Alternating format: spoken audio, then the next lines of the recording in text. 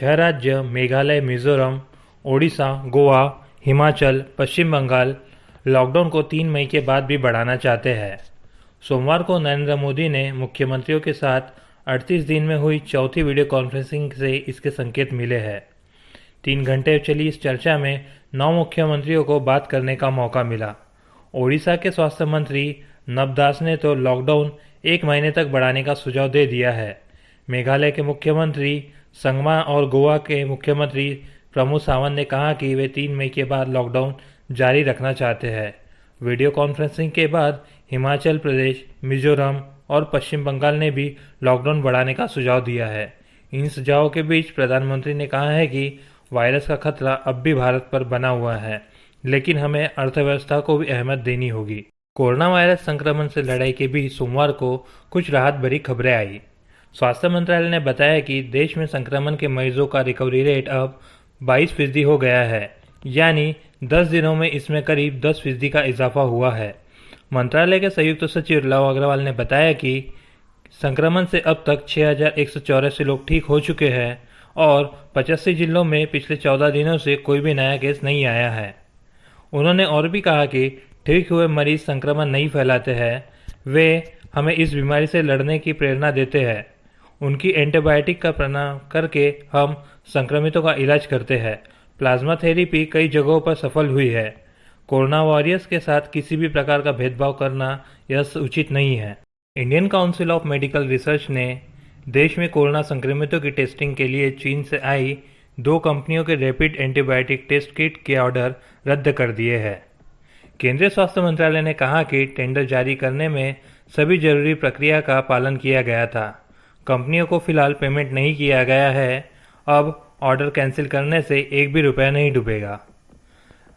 ICMR ने राज्य सरकारों से कहा है कि संक्रमितों की जांच के लिए रैपिड किट का इस्तेमाल तुरंत बंद करें।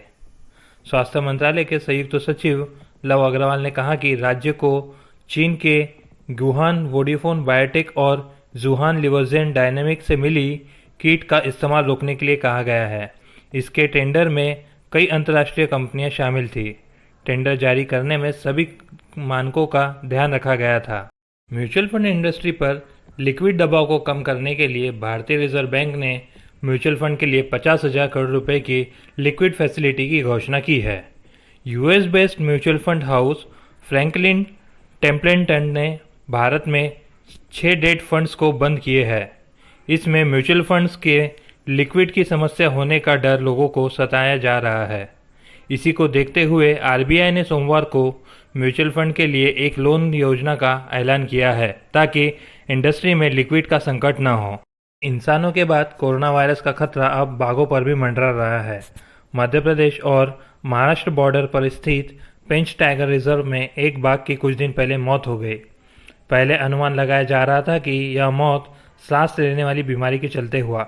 हालांकि बाद में पता चला कि यह मौत आंत के पास हुए एक बड़े हेयरबॉल के कारण हुई। इसके बाद भारत में अधिकारियों ने 50 टाइगर रिजर्व में हाई अलर्ट घोषित कर दिया है। देश में बाघों की संख्या 2,967 है।